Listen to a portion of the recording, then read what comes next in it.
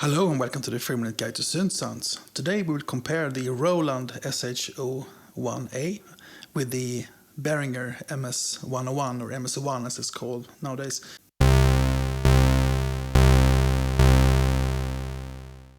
They are very similar, are they not?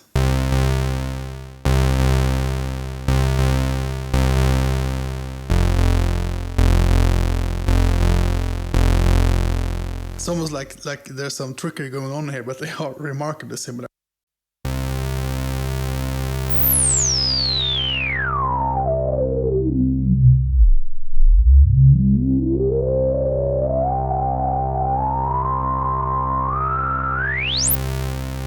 And the same on the Roland.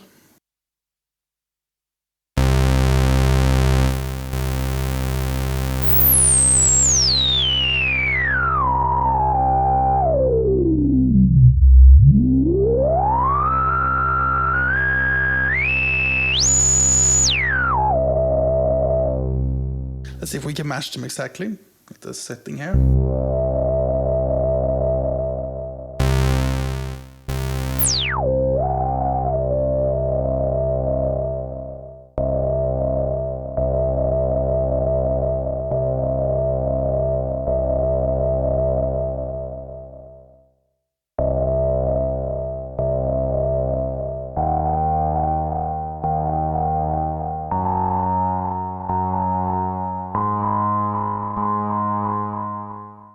As you notice, even when doing very particular settings of the cutoff and resonance, they will sound very, very similar indeed. Okay, so much for the similarities in the filter. Let's look at the oscillators quickly, removing the PWM and just the wide open filter, basically.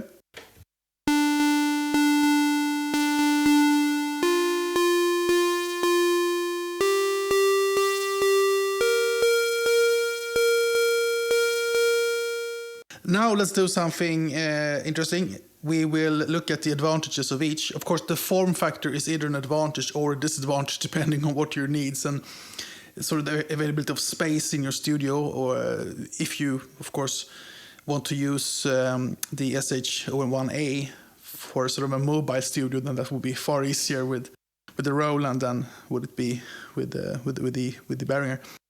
But they have some very unique features.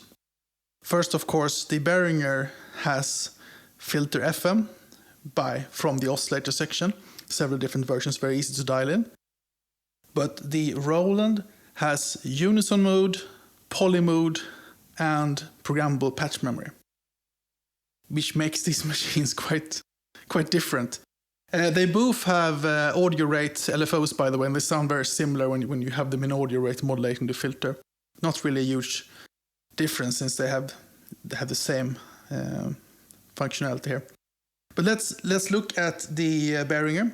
You have filter FM, so let's do a simple patch with that. Some resonance.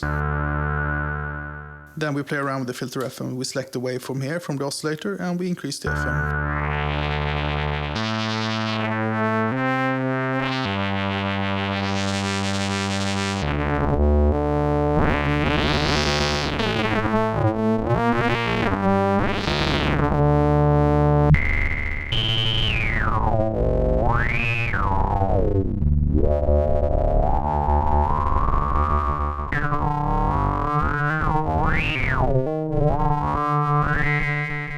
Very interesting sound there from the Behringer, which is impossible to recreate on the Roland in any way. So that's sort of the killer app of the MS-101 is that filter FM.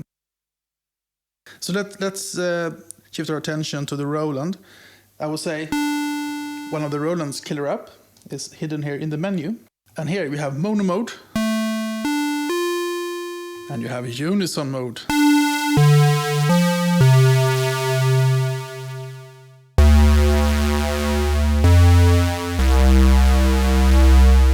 Which, I mean, you can't set the detune, but I must say that the detune is very well chosen.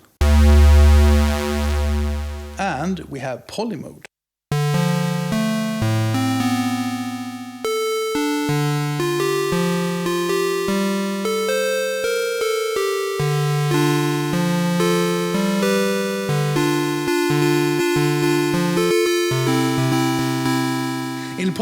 each note has a slight variation in, I think it's probably frequency and maybe filter. If we cycle, they sort of cycle from like a lookup table or something. So if you listen carefully here.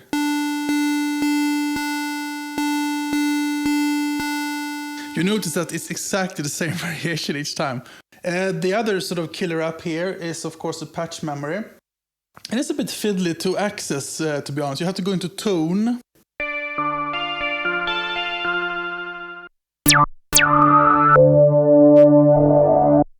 By the way, when you have unison mode on, there's a very interesting filter harmonics going on.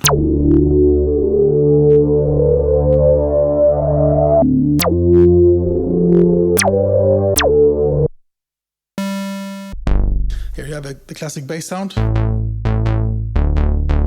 And almost the same, but with unison. Very Juno 660-esque, I would say.